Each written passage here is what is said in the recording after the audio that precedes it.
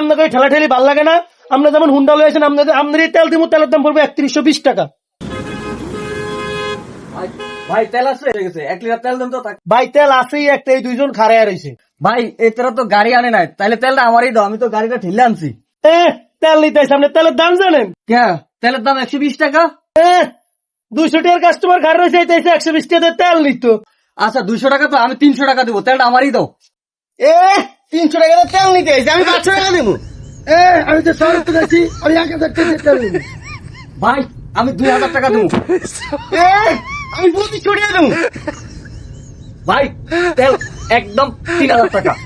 ভাই আপনাকে ঠেলা ঠেলি ভাল লাগে না? আমরা যেমন হুন্ডা লয়েছেন আপনাদের তেল দিব, তেলের দাম পড়বে 3120 টাকা।